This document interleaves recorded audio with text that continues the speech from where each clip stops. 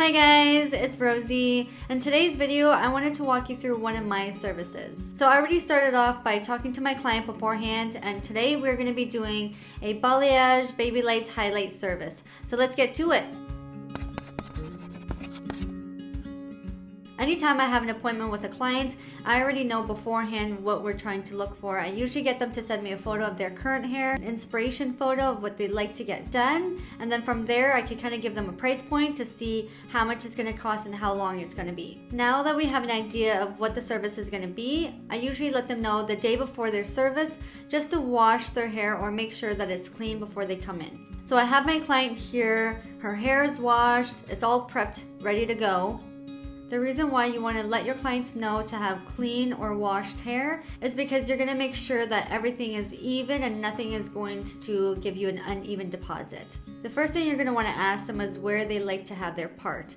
Now this part is really important just because you are going to have to figure out where you want your placements to be and how long it's going to take on each section depending on where their part is. Because my client has really thick hair and a deep part, I am going to be starting from the back and working my way to the sides.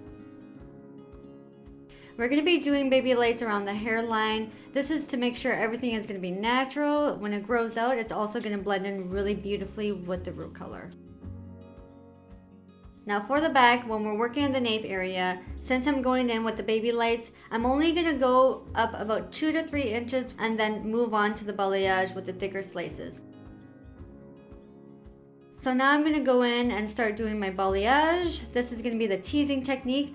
So I just go ahead, I start teasing it, and then we're just going to wrap it up with the foil. So this part is going to be a little bit different from the baby lights and highlights. The reason we don't want to put any folds into the balayage is because we want to make sure that solid piece is not going to have any sort of demarcations with the fold.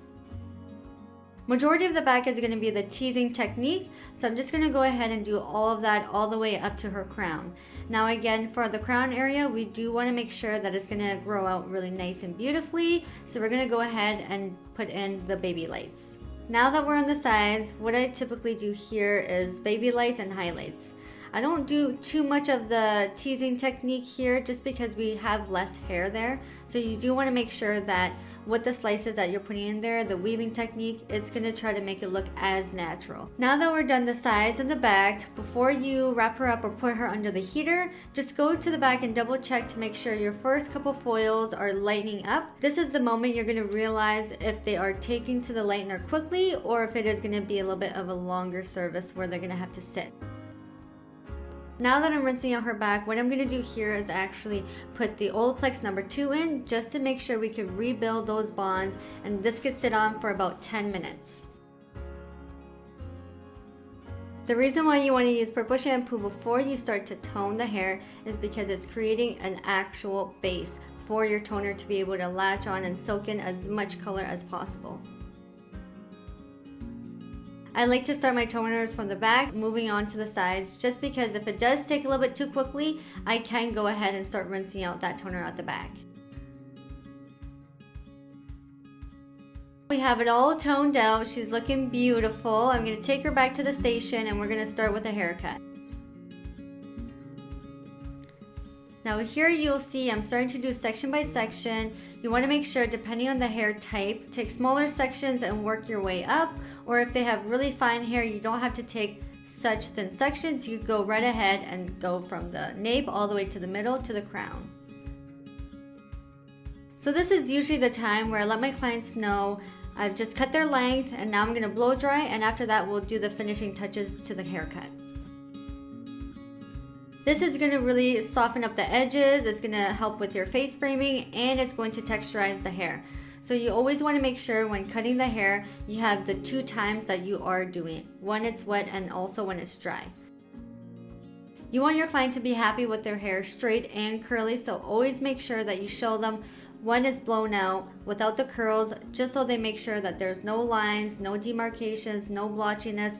This is going to really make them feel comfortable and also give a little bit more trust that you're not trying to hide anything.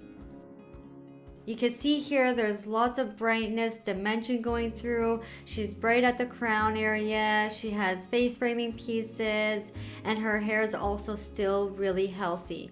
I hope this video helped you guys better understand the techniques that I like to use for this type of service. If you guys really enjoyed watching this video, please hit subscribe. Make sure to follow me on my Facebook and Instagram page, and I'll see you guys next time with another video. Bye guys!